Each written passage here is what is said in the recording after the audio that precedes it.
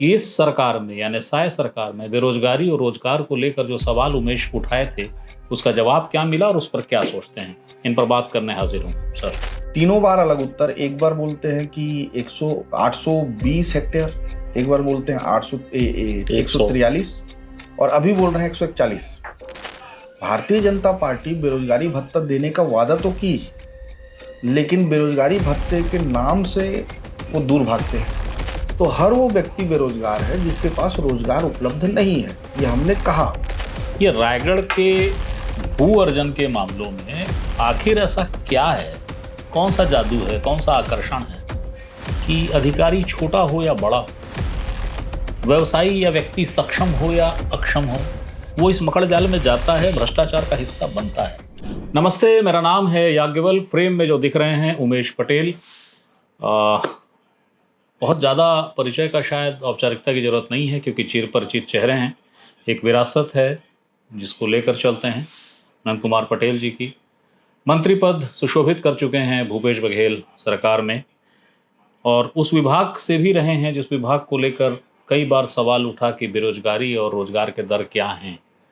मगर फिलहाल जो मसला है वो मसला यूं है कि एक सवाल विधानसभा में उमेश ने लगाया 3 बार, तीनों बार उत्तर अलग अलग मिले और अब वो मसला पहुंच गया है प्रश्न संदर्भ समिति के पास। बेहद महत्वपूर्ण होती है प्रश्न संदर्भ समिति, क्या पूरा विषय है और उसके साथ साथ ये भी कि इस सरकार में यानी साय सरकार में बेरोजगारी और रोजगार को लेकर जो सवाल उमेश उठाए थे उसका जवाब क्या मिला और उस पर क्या सोचते हैं, इन पर बात करने हाजिर हूँ सर।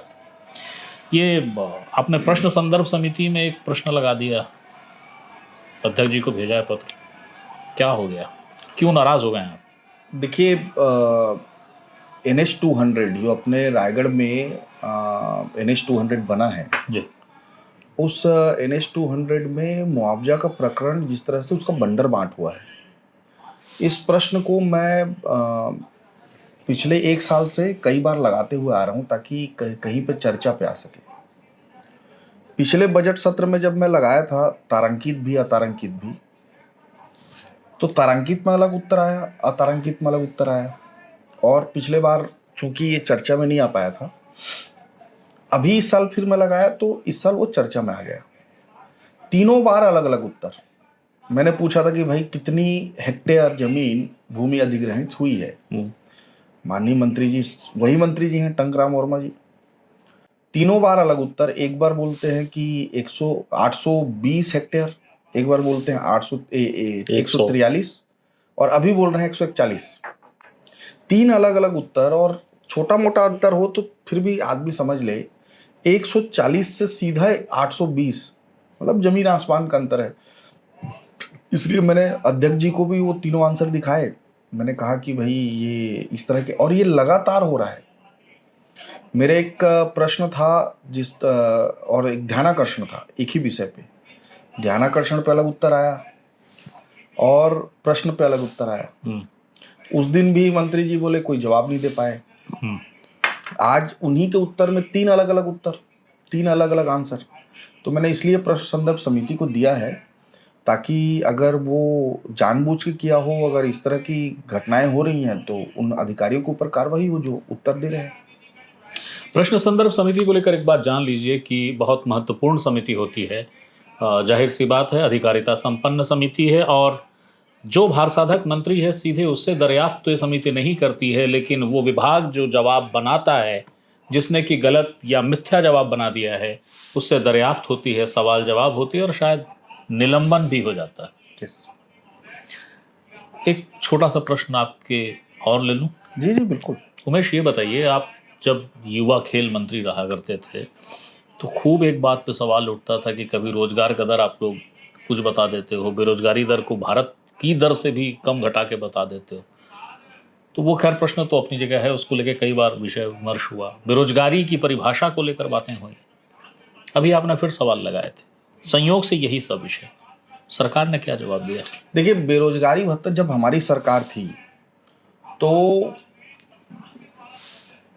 जो विपक्ष में अभी के जो लोग हैं, आप चाय पीते अजय जी हैं, चाहे शिवरतन शर्मा जी हैं और खुद रमन सिंह जी हैं, ब्रिजमोहन जी थे, ये लोग बार बार ये प्रश्न उठाते थे कि भाई 18 लाख बेरोजगार हमारे यहाँ पंजीकृत हैं, तो आप 18 लाख बेरोजगारों को क्यों नहीं दे रहे हैं बेरोजगारी भत्ता।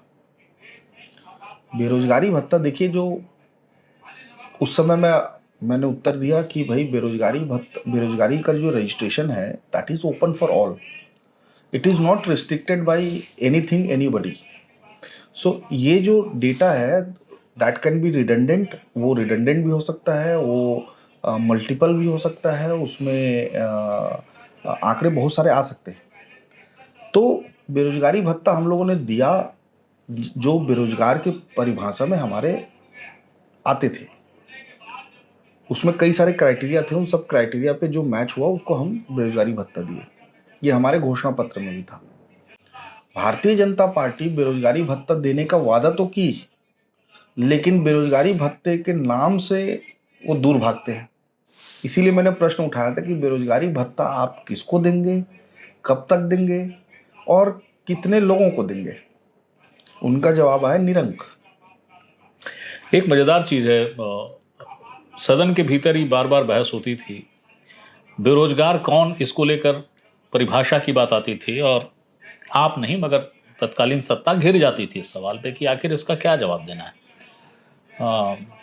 बीते दिनों आपने शायद सत्ता से पूछ दिया कि भाई हमसे तो खूब पूछते थे बेरोजगारी की परिभाषा, आपने खोज लिया क्या, क्या जवाब आया, किस्सा क्या है ये वाला थोड़ा बताइए ना। देखिए, बार बार जब हम लोग ये जवाब देने की कोशिश करते थे कि भाई बेरोजगार हर वो व्यक्ति है जिसके पास रोजगार नहीं है, यही इसकी परिभाषा है।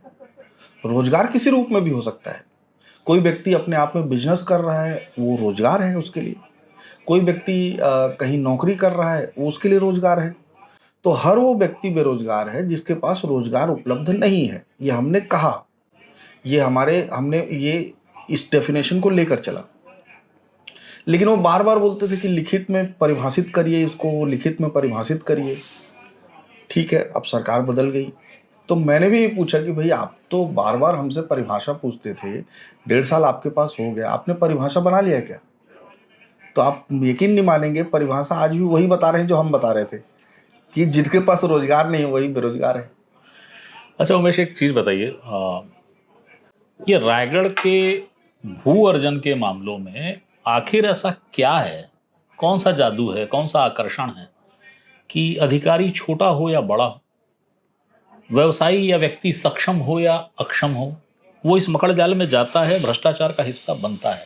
अब ये बहुत बढ़िया क्वेश्चन आपने पूछा कि जो रायगढ़ में भू अर्जन की प्रक्रिया है, ये जैसे NH 200 में ही जो मुझे जानकारी है, ऐसे खसरों पे भी मुआवजा वितरण कर दिया गया है जहां जो भूमि अधिग्रहण के परिधि में आते ही नहीं है। और आज भी वो लोग बेचारे जिनका भूमि अधिग्रहण नहीं हुआ है और उनको प्रतिबंध कर दिया गया था, आज भी बेचारे जमीन खरीदी बिक्री नहीं कर पा रहे हैं उसमें, जबकि कई साल हो गए। तो ये प्रश्न मेरा लगाने का उद्देश्य यही था कि कई गांव वाले अपने जरूरत के समय जमीन बेच नहीं पा रहे हैं। क्यों? क्योंकि प्रतिबंध लगा हुआ है। NH तो बन गया, जिसके लिए आपने प्रतिबंध लगाया था वो तो बन गया, और ये प्रतिबंध होने के बावजूद जो लोग भ्रष्टाचार करते हैं वो कोई ना कोई तरीका निकाल के ये मुआवजा प्रकरण पा जाते हैं बिना जमीन गए। और जो लोग बेचारे सही वाले हैं, सिर्फ सर्वे दूसरे रूप से हुआ था, बाद में वहां नहीं बना, इधर बन गया, तो उन लोगों का भी प्रतिबंध से वो लोग जूझ रहे हैं। तो जो व्यक्ति सही काम कर रहा है वो बेचारा अभी भी तकलीफ पा रहा है, परेशान है, और जिसको भ्रष्टाचार करना है वो किसी तरीका निकाल ले रहा है, मौज कर रहा है। बिल्कुल। ऐसे कितने गांव के लोग होंगे, या कुछ ज़्यादा गांव हैं क्या, ज़्यादा ग्रामीण है क्या? मेरे पास एक प्रकरण आया है, लेकिन मुझे उम्मीद है, मुझे ऐसा लगता है कि अगर इसकी बृहद जांच हो तो बहुत सारे ऐसे प्रकरण निकलेंगे जिन गांव वाले अपनी जमीन न बेच पा रहे ना कुछ कर पा रहे हैं। हाँ, ये तो मेरे पास है 8। ये अमली भौना, कोसम नारा, जोरापाली, धनागर, 4 गांव। और ये स्थिति कब से होगी उमेश की? वो ये 2005 के आसपास अधिग्रहण की प्रक्रिया शुरू हुई थी, 2005 से एक्चुअली प्रक्रिया शुरू हुई थी। मेरे ख्याल से ये जाके अधिग्रहित हुआ 15-16 में। ओके। तो 15-16 से लेकर लगातार ये यानी अधिग्रहण की प्रक्रिया चली, फिर सड़क भी बन गई, सड़क का जो पहले बनना था उसकी जगह दूसरी अब दूसरे जगह से बन गई, मगर वो जो बैन था वो बैन अभी तक नहीं खुला। अभी तक नहीं खुला। जी। किसानों को परेशानी क्या होती है इसमें? इससे परेशानी ये होती है कि जैसे मान लीजिए आपको ज़मीन बेचना है या मुझे खरीदना है, तो अब प्रतिबंध है, इसलिए मैं ना बेच पा रहा हूँ ना खरीद पा रहा हूँ, क्योंकि पटवारी बिक्रीनामा नहीं देगा।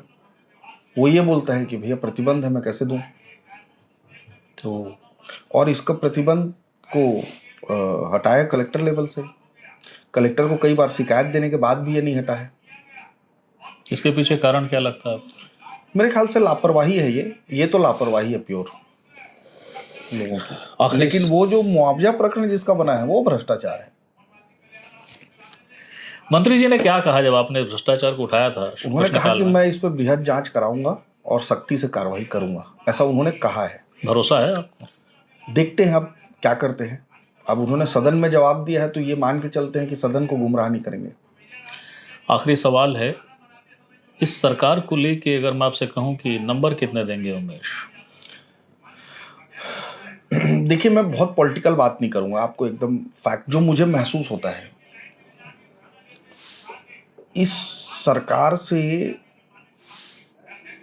के खिलाफ एक वातावरण बनना अभी से शुरू हो गया है, ऐसा लग रहा है।